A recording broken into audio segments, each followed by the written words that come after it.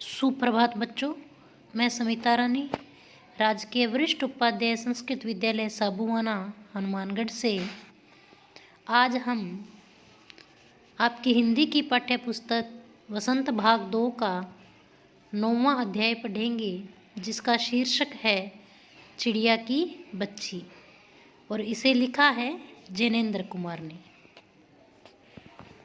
चिड़िया की बच्ची। माधवदास ने अपनी संगमरमर की नई कोठी बनवाई है। उसके सामने बहुत सुहावना बगीचा भी लगवाया है। उनको कला से बहुत प्रेम है। धन की कमी नहीं है और कोई व्यसन छू नहीं गया है। व्यसन क्या होता है? बुरी आदत। यानी उनके पास धन बहुत है और कोई बुरी आदत उन्हें है नहीं। सुंदर अभिरुचि के आदमी हैं। फल फूल पौधे रकाबियों से होजों में लगे फव्वारों में उछलता हुआ पानी उन्हें बहुत अच्छा लगता है। समय भी उनके पास काफ़ी है। शाम को जब दिन की गर्मी ढल जाती है और आसमान कई रंग का हो जाता है, तब कोठी के बाहर चबूतरे पर तख्त डलवाकर मसनद के सहारे वह गलीचे पर बैठते हैं और प्रकृति की छटा को निहारते हैं। इनमें मानो उनके मन को तृप्ति मिलती है। तृप्ति यानी संतोष, खुशी मिलती है। मित्र हुए तो उनसे रखे हुए फरसी हुक्के की सटक को मुंह में दिए ख्याल ही ख्याल में संध्या को स्वप्न की भांति गुजार देते हैं। यानी वो इतने उनको शौक़ है उन चीज़ों का कि बैठे बैठे वो अपना संध्या का समय जो है वह वहाँ पर उस बगीचे में फूल पत्ते पौधों को निहारते हुए गुजार देते हैं। आज कुछ कुछ बादल थे, घटा गहरी नहीं थी। धूप का प्रकाश उनमें से छन छन कर आ रहा था। माधवदास मसनद के सहारे बैठे थे। उन्हें जिंदगी में क्या स्वाद नहीं मिला, पर जी भरकर भी कुछ खाली सा रहता है। यानी उनके पास सब कुछ है, लेकिन फिर भी उनके मन में खालीपन रहता है। उस दिन संध्या के समय उनके देखते देखते सामने गुलाब की डाली पर एक चिड़िया आन बैठी। चिड़िया बहुत सुंदर थी। उसकी गर्दन लाल थी। गुलाबी होते होते किनारों पर जरा जरा नीली पड़ गई थी। पंख ऊपर से चमकदार स्याह थे। उसका नन्हा सा सिर तो बहुत प्यारा लगता था। शरीर पर चित्र विचित्र चित्रकारी थी। चिड़िया को मानो माधवदास की सत्ता का कुछ पता नहीं था और मानो तनिक देर का आराम भी उसे नहीं चाहिए था। कभी पर हिलाती थी, कभी फुदकती थी। वह खूब खुश मालूम होती थी। अपनी नन्ही सी चोंच से प्यारी प्यारी आवाज़ निकाल रही थी। माधवदास को वह चिड़िया बड़ी मनमानी लगी। उसकी स्वच्छंदता यानी उसकी जो स्वतंत्रता थी कि वह अपनी मदमस्ती के अंदर फुदक रही थी, चहचा रही थी, वो माधवदास को बहुत प्यारी लगी। कुछ देर वह उस चिड़िया का इस डाल से उस डाल पर थिरकना देखते रहे। इस समय वह अपना बहुत कुछ भूल गए। उन्होंने उस चिड़िया से कहा, आओ, तुम बड़ी अच्छी आई। यह बगीचा तुम लोगों के बिना सूना लगता है। सुनो चिड़िया, तुम खुशी से यह समझो कि यह बगीचा मैंने तुम्हारे लिए ही बनवाया है। तुम बेखटके यहाँ आया करो, यानी बिना रोके टोके यहाँ आ जाया करो। चिड़िया पहले तो असावधान रही, फिर जानकर कि बात उससे की जा रही है वह एकाएक तो घबराई। फिर संकोच को जीतकर बोली, मुझे मालूम नहीं था कि यह बगीचा आपका है। मैं अभी चली जाती हूँ। पल भर सांस लेने में यहाँ टिक गई थी। माधवदास ने कहा, हाँ, बगीचा तो मेरा है। यह संगमरमर की कोठी भी मेरी है, लेकिन इस सब को तुम अपना भी समझ सकती हो। सब कुछ तुम्हारा है। तुम कैसी भोली हो, कैसी प्यारी हो। जाओ, नहीं बैठो। मेरा मन तुमसे बहुत खुश होता है। चिड़िया बहुत कुछ सकुचा गई। उसे बोध हुआ, यानी उसे ज्ञात हुआ कि यह उससे गलती तो नहीं हुई कि वह यहाँ बैठ गई। उसका थिरकना रुक गया। भयभीत सी, डरी हुई सी वह बोली, मैं थक कर यहाँ बैठ गई थी, मैं अभी चली जाऊंगी, बगीचा आपका है, मुझे माफ करें। माधवदास ने कहा, मेरी भोली चिड़िया, तुम्हें देखकर मेरा चित्त प्रफुल्लित, चित्त यानी मन, प्रफुल्लित यानी खुश हुआ है। मेरा महल भी सूना है, वहाँ कोई भी चहचहाता नहीं है। तुम्हें देखकर मेरी रागनियों का जी बहलेगा। तुम कैसी प्यारी हो, यहाँ ही तुम क्यों न रहो। चिड़िया बोली, मैं माँ के पास जा रही हूँ, सूरज की धूप खाने और हवा से खेलने और फूलों से बात करने में। जरा घर से उड़ाई थी, अब सांझ हो गई है और माँ के पास जा रही हूँ। अभी अभी मैं चली जा रही हूँ, आप सोच न करें, यानी आप चिंता न करें, मैं यहाँ से चली जाऊँगी।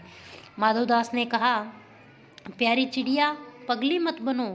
देखो तुम्हारे चारों तरफ कैसी बहार है। देखो वह पानी खेल रहा है, उधर गुलाब हंस रहा है। भीतर महल में चलो, जाने क्या क्या पाओगी। मेरा दिल वीरान है, वीरान है यानी सुनना है। वहाँ कब हंसी सुनने को मिलती है। मेरे पास बहुत सा सोना मोती है। सोने का एक बहुत सुंदर घर मैं तुम्हें बना दूंगा। मोतियों की झालर उसमें लटकेगी। तुम मुझे खुश रखना। और तुम्हें क्या चाहिए, माँ के पास बताओ क्या है। तुम यहाँ ही सुख से रहो मेरी भोली गुड़िया। चिड़िया इन बातों से बहुत डर गई। वह बोली, मैं भटक कर तनिक आराम करने के लिए इस डाली पर रुक गई थी।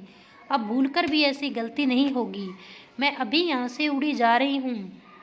तुम्हारी बातें मेरी समझ में नहीं आती। मेरी माँ की घोंसले के बाहर बहुतेरी सुनहरी धूप बिखरी रहती है। मुझे और क्या करना है।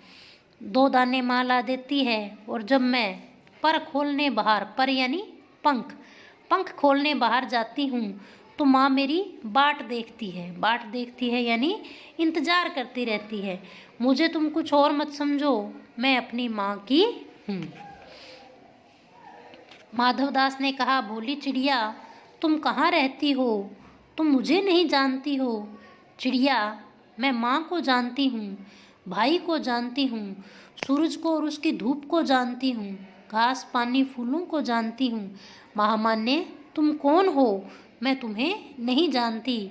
माधवदास ने कहा, तुम भोली हो चिड़िया, तुमने मुझे नहीं जाना, तब तुमने कुछ नहीं जाना। मैं ही तो हूँ सेठ माधवदास। मेरे पास क्या नहीं है, जो मांगो मैं वही दे सकता हूँ। चिड़िया, पर मेरी छोटी सी जात है, आपके पास सब कुछ है, तब मुझे जाने दीजिए। माधवदास कहते हैं, चिड़िया, तू निरी अनजान है, मुझे खुश करेगी तो मैं तुझे माला माल कर सकता हूँ। चिड़िया, तुम सेठ हो, मैं नहीं जानती सेठ क्या होता है, पर सेठ कोई बड़ी बात होती होगी, मैं अनसमझ ठहरी। माँ मुझे बहुत प्यार करती है, वह मेरी राह देखती होगी। मैं माला माल होकर क्या होऊंगी, मैं नहीं जानती। माला माल किसे कहते हैं, क्या मुझे वह तुम्हारा माला माल होना चाहिए। सेठ, अरे चिड़िया, तुझे बुद्धि नहीं है, तू सोना नहीं जानती। सोना उसी की जगत को क्या है, तृष्णा है यानी लालसा है। वह सोना मेरे पास ढेर का ढेर है। तेरा घर समूचा सोने का होगा। ऐसा पिंजरा बनवाऊंगा कि कहीं दुनिया में न होगा, ऐसा कि तू देखती रह जाएगी। तू उसके भीतर थिरक फुदक कर मुझे खुश करियो, तेरा भाग्य खुल जाएगा। तेरे पानी पीने की कटोरी भी सोने की होगी। चिड़िया बोली, वह सोना क्या चीज़ होती है।